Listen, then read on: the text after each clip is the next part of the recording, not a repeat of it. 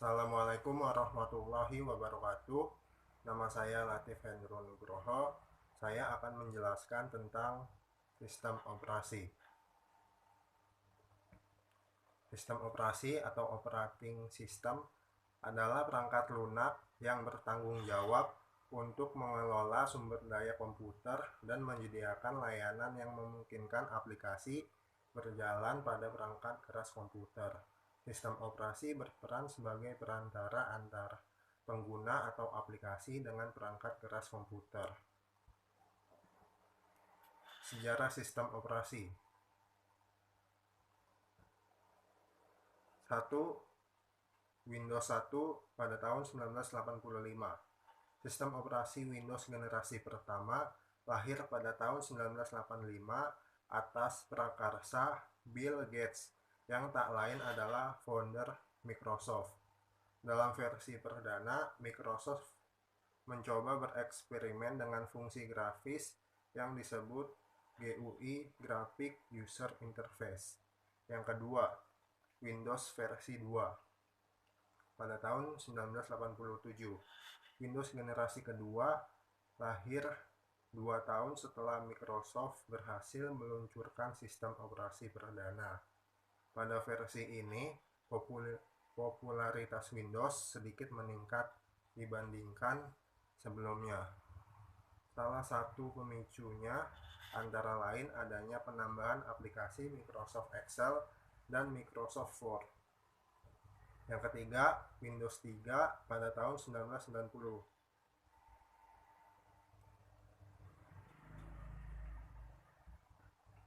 Yang keempat, Windows 3.1 pada tahun 1992. Sistem operasi Windows 3.1 adalah versi pertama yang didistribusi menggunakan perangkat CD-ROM. Pengenalan sistem operasi ini dibumbui dengan adanya penambahan game Minesweeper yang memerlukan RAM 1 MB. Yang kelima, Windows 1995.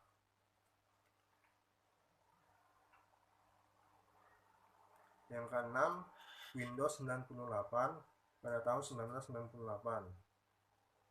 Yang ketujuh, Windows Millennium Edition tahun 2000.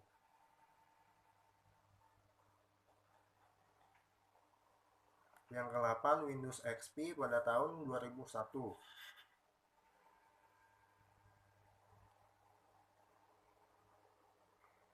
Windows XP bisa dibilang versi paling sukses menarik pelanggan. Windows XP tercatat mampu bertahan selama lebih dari 10 tahun dari tanggal peluncurannya. Yang ke-9, Windows Vista pada tahun 2006. Windows Vista hadir dengan membawa nuansa transparan di beberapa bagian antarmuka. Sistem operasi ini memiliki kinerja sangat lambat ketika dijalankan oleh komputer tipe lama. Yang ke-10, Windows 7 pada tahun 2009.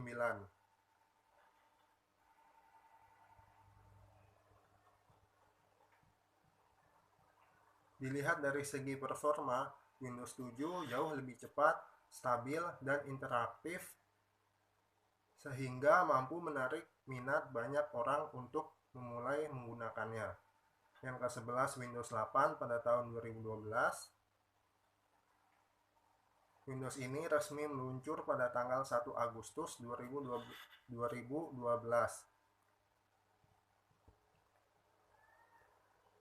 Yang ke-12, Windows versi 8.1 pada tahun 2013. Setelah setahun booming antarmuka Windows 8, Microsoft menghadirkan OS terbaru yang disebut Windows 8.1. Pada versi ini, perusahaan kembali membawa tombol Start ke pojok kiri bawah layar. Namun fungsi ikonnya diganti dengan logo Windows Flat. Dan yang terakhir, Windows 10 pada tahun 2015. Salah satu perubahan pada Windows 10 adalah perbaikan pada fitur touchscreen friendly, sehingga pengguna gadget yang mendukung fitur ini bisa lebih enjoy menjalankan aktivitas sehari-hari. Tujuan sistem operasi: 1. Melakukan efisiensi. Dalam hal ini, sistem operasi bertujuan agar memungkinkan sumber daya yang ada di komputer bisa digunakan secara efisien. 2. Memberikan kemudahan. Adanya sistem operasi bisa memudahkan komputer digunakan oleh para penggunanya. 3. Kemampuan untuk berevolusi. Tujuan sistem utama sistem operasi lainnya adalah menerapkan fungsi-fungsi baru sistem komputer, karena sistem operasi bisa disusun dan direncanakan untuk pengembangan atau pengujian yang efektif.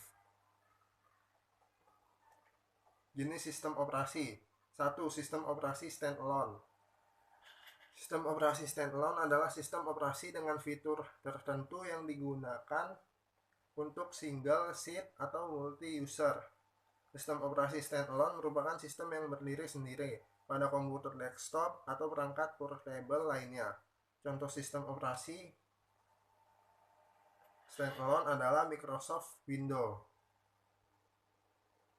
Microsoft Windows merupakan salah satu jenis sistem operasi yang digunakan pada komputer di seluruh dunia.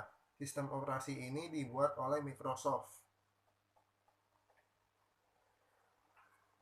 2. Sistem operasi jaringan adalah sistem operasi yang berjalan di suatu perangkat khusus yang disebut server. Sistem operasi jaringan yang dipasang di server dipakai untuk memberikan pengguna kemampuan untuk mengolah data serta aplikasi.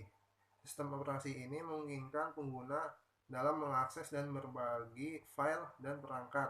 Kelebihan pengguna sistem operasi ini yaitu servernya terpusat. Contoh sistem operasi jaringan yaitu Linux. Sistem operasi waktu nyata atau real-time operating system. Sistem operasi waktu nyata menyediakan dukungan untuk sistem waktu nyata. Sistem operasi waktu nyata bisa berupa sistem waktu nyata keras atau hard real time, atau sistem waktu nyata lunak atau soft real time. Sistem hard real time diinstal dalam aplikasi dengan batas waktu yang ketat, karena sistem akan menjamin penyelesaian tugas tepat waktu. Hard real system tidak memiliki memori virtual, sementara sistem soft real time tidak memiliki persyaratan waktu, artinya sebuah tugas akan mendapatkan prioritas atau tugas-tugas lain.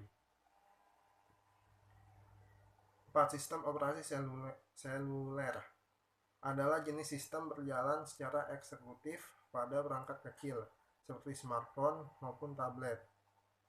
Sistem operasi seluler menggabungkan fitur komputer pribadi dengan fitur tambahan yang berguna untuk perangkat genggam.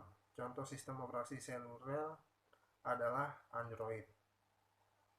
Yang kelima, sistem operasi embedded atau tertanam merupakan sistem operasi khusus yang dirancang untuk melakukan tugas tertentu untuk perangkat. Artinya sistem ini tidak berdiri sendiri. Tujuan utama OS ini yaitu menjalankan kode yang memungkinkan perangkat melakukan tugasnya. OS tertanam ini juga bisa berada pada chip dalam perangkat elektronik. Contoh sistem operasi seluler adalah Symbian OS.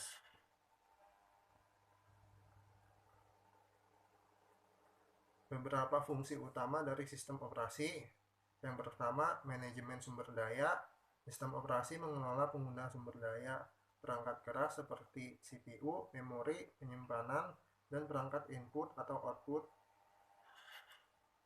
Ini termasuk alokasi dan penjadwalan sumber daya agar aplikasi dapat berjalan efisien. 2. Antarmuka pengguna. Sistem operasi menyediakan antarmuka pengguna, baik berupa antarmuka teks atau grafis, yang memungkinkan pengguna berinteraksi dengan komputer melalui perintah atau aplikasi. 3. Penjadwalan proses. Sistem operasi menggunakan algoritma penjadwalan untuk mengatur proses yang berjalan pada CPU. Ini memastikan bahwa CPU digunakan secara efisien dan memberikan waktu CPU pada berbagai aplikasi. 4. Manajemen memori. Sistem operasi mengelola memori fisik dan virtual untuk aplikasi. Ini mencakup alokasi dan penghapusan memori serta proteksi memori untuk mencegah satu aplikasi mengakses memori yang dimiliki oleh aplikasi lain. 5. Sistem berkas. Sistem operasi menyediakan layanan untuk mengelola berkas dan direktori pada perangkat penyimpanan. Ini termasuk pembuatan, penulisan, pembaca, dan penghapusan berkas. 6.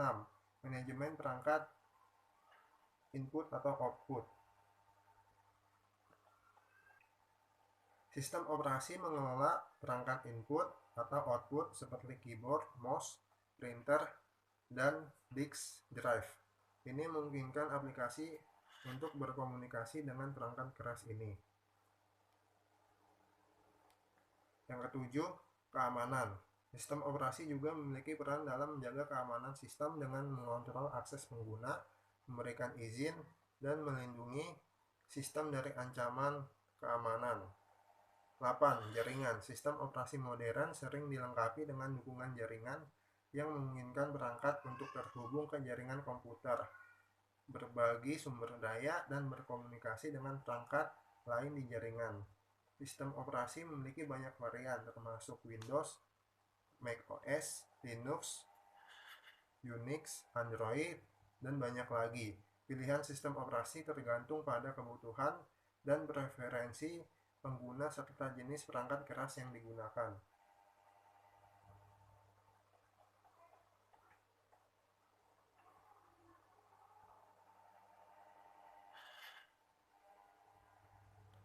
Penerapan sistem operasi dalam kehidupan sehari-hari. Perangkat seluler OS seperti Android dan iOS digunakan dalam ponsel pintar dan tablet untuk mengelola aplikasi, layar sentuh, koneksi nirkabel, dan banyak fitur lainnya. 2. Kendaraan modern. Kendaraan modern sering kali memiliki sistem operasi yang mengatur berbagai aspek, termasuk navigasi, hiburan, sistem keamanan, dan pengontrol mesin, jaringan sosial, dan layanan web. Situs web dan platform media sosial menjalankan sistem operasi di belakang layar untuk memberikan layanan, mengamankan data pengguna, dan mengelola interaksi.